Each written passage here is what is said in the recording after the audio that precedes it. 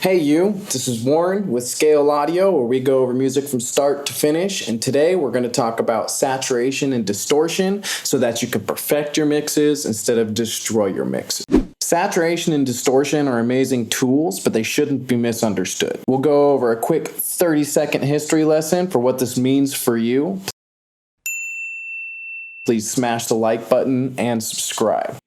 So before digital, people used analog gear where electrical current was how the audio was transferred. The electrical current was sometimes too powerful, and therefore it would overload the piece of analog gear or the stuff within that analog gear, which would create, you guessed it, saturation or distortion. The analog sound that everybody talks about so much, well, that's often due to this saturation.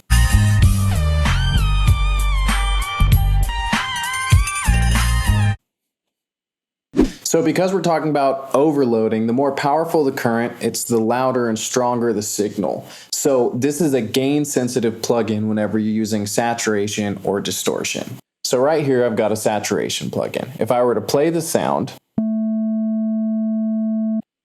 you can see via the high end that it's becoming saturated. The louder and harder I play it, the more saturation I am getting because it's gain sensitive. So if the volume coming into the plugin is louder, you're going to get more effect. If it's quieter, you'll get less effect. And this is something you need to know if you're going to use these plugins to mix because it matters. This is also why with distortion effects, you'll often see a pre-gain. So on the top of this sound here, we'll see harmonics. Harmonics is harmonious or harmony. Basically, the idea is if we're playing a sound at 200 hertz, the next one in harmony is going to be double that at 400 hertz. The next one will be 600, 800, and so on and so forth. And so what saturation does is it actually adds signal in these different areas. Less saturation, less harmonics. Now, this overloading and extra signal usually gets lopped off the top. When it's too loud, it's like the idea of clipping. Except for the difference is they're going to take the information after they lop it off the top, and that's going to get moved up into those different harmonic areas. And so volume is pretty much consistent when you're doing saturation and things like that. But the frequencies are not. Saturation is a really good way to bring out a bass or something like that that doesn't have much upper frequencies because you're building frequencies higher up the scale. So a bass will actually come through more. An example,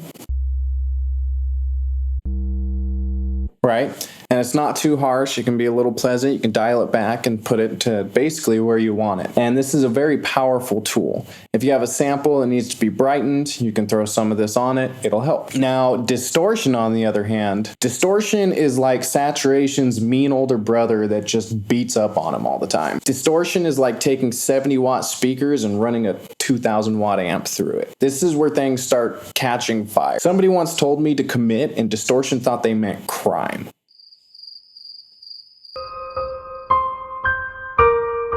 So distortion works pretty much exactly the same as saturation, except for it's a lot stronger, like Mike Tyson. While saturation is considered smooth and pleasant, distortion is considered rough and unpleasant. But if used correctly, it can be very powerful. So right here, this is light distortion.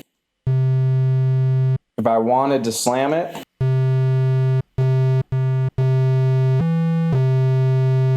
right? Distortion, an extreme version of saturation. Also very great for basses.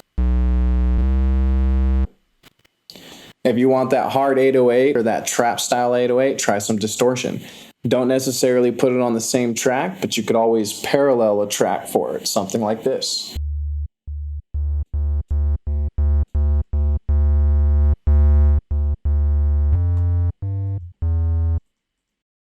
So now that we've spoken about distortion and saturation, if distortion is the older brother, overdrive is the forgotten middle sibling, which is why they're not in the title. So overdrive sits somewhere in the middle. If saturation's too little and distortion's too much, use overdrive. So some good guidelines when using these things is that you're going to add upwards harmonics whenever you use them. And more upwards information can always translate into harshness and ear fatigue. So if you are going to be using these, be cautious of that. If you have a really bright and harsh mix already, then you might want to dull things down before you start saturating. That way you're matching your saturation to a more dulled sound instead of you're just pushing your saturation to try and make it come through this bright mix, because you're going to do a lot more damage than you even realize. It's very easy to get a harsh mix.